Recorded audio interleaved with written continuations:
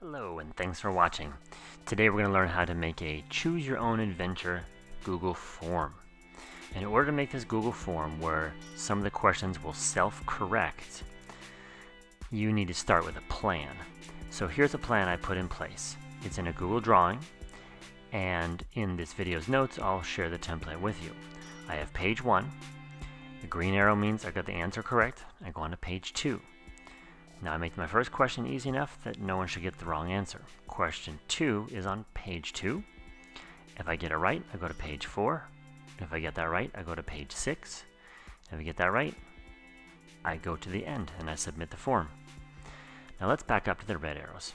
If I go from page 2 and I get it wrong, I go to page 3, and then I can either get that wrong and repeat it till I get it right, or I can move on to page 4. And then similarly, page 5 will be another remediation where I can either get it wrong and go back and try it again until I get it right, or I can go right on to the next page. So let's see how we make all of this in Google Forms. So my topic is nutrition, and this will be a scavenger hunt where they have to find nutrition labels around the classroom. The students, when they make this, they're going to put their names here. So this is where Joe Taco and John Burrito names will go. Now, I'm not going to call this the easy question. I'm going to call this find a label. And they're going to have a right answer here, and a wrong answer, and another wrong answer. So here's how we make this a choose your own adventure. You have to come down to this corner where all the goodies are. You have to first make this question required. You can't skip it. 3 dots down here. You have to do all 3 of these. Show the description. Go to a section based on the answer. And they have to shuffle the option order. That way I can keep repeating this same format and I won't have to rearrange the order of my right answers. So we set in our chart that they're going to get the first question correct. And when they do this, they will go on to the next section. That's section 2 or page 2. If they get it wrong somehow, they will have to stay here on section 1, so they cannot advance to the next section.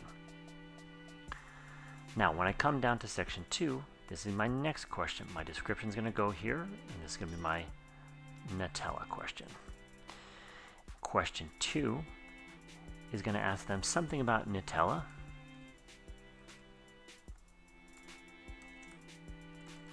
And it will also have a right answer and 2 wrong answers. It's going to be required, and I need to go to a section based on the answers, and I want to shuffle the option order. So, and this one's a little bit trickier than last one. Remember from our flowchart, if they get this question wrong, they go to page 3. If they get it right, they go to page 4. So this is where we make this a choose your own adventure. They get it right, they go to question 4. They get it wrong, it's question 3 on page 3, and wrong again, page 3. When I get down to page 3, remember from the flow chart that page 3 is going to be a remediation if you got page 2, question 2 wrong. I don't want to tell them they messed up, so I'm just going to call this the Nutella part 2 question, and Nutella fat percentage. I'll have the right answer, 2 wrong answers, and once again, the right answer means continue on to page 4. Wrong answer means you have to repeat this one until you get it right. This is my remediation question. Now we're on to page 4. That's my tougher new question. We'll call it the Nutella and peanut butter question, and it's going to be more challenging. But the options are going to be the same. Right answers, wrong answers, and they go somewhere based on those answers. Alright, here is my final and best shortcut that will save you a ton of time when you're making this. Once you get down to the last question you made, it's very simple. You set everything up the way you like it. You leave it all generic. It doesn't say Nutella, it doesn't say peanut butter. And you just come up here to these 3 dots. Once again, it's all hiding behind here. And you take this section and you duplicate the whole section. So after section 4, it becomes section 5, and then you go right in and you change it to 5 so you don't forget. That's question 5, page 5. And then you do the same thing again. You take section 5 and you duplicate it to make section 6.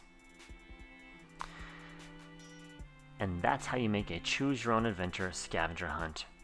When you get down to the very end, don't forget to give people the option to submit their form when they are done and they get the right answer on the last question. Good luck!